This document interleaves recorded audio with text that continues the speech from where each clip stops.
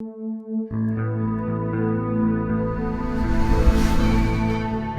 have Donald Trump as president now.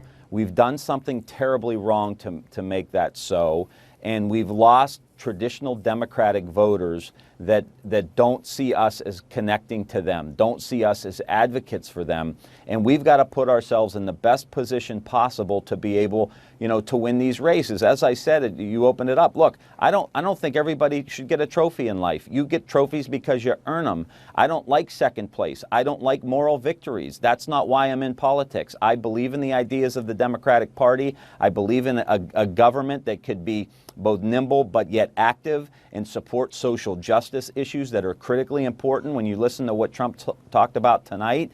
But the economic message, Don, is something that we've got to get back to. There's so many families that are struggling, and we're kind of not focused on that as much as we should be. Okay, let me ask you something then. Where were you guys, and you, voices like yours, a year ago, 2 years ago, when Republicans and Trump surrogates were saying the exact same, much of what you're saying now about the Democratic Party?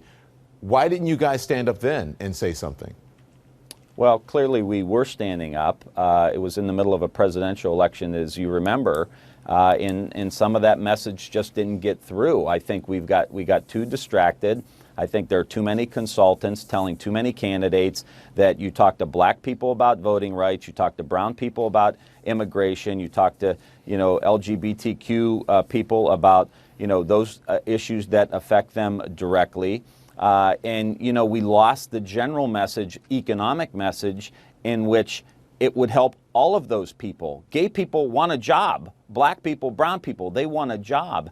But if we just talk to them like we're talking to a slice of the electorate, we're doing them a very big disservice. And I think traditionally that's been the Democratic mode in the last few years, is to You're just not suggesting, though, not reaching out to those groups and people. No, I'm all for it. I'm a huge advocate for voting rights. I'm a huge advocate for immigration reform. I'm a huge advocate for the LGBTQ community. I was at the Gay Pride rally that was in Washington, D.C. with my wife and my 3-year-old son a week or two ago.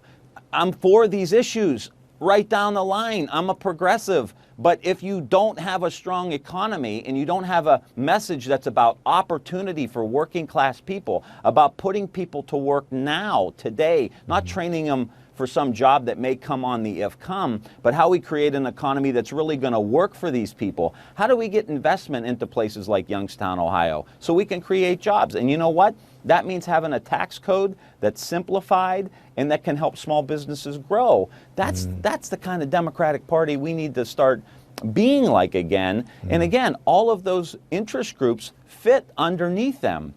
And that's important for us to talk about. They're all the groups who you mentioned, for your words, they're going to have to understand that you have to reach out to other people and that you may not be able to reach out to them as much, or you're saying you can do it all at the same time?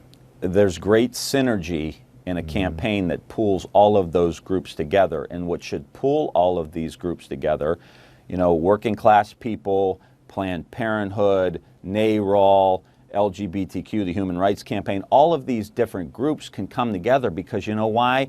If Democrats are in office, we are going to create opportunity and protections for all of those people. If we're in the minority, we can't do a damn thing.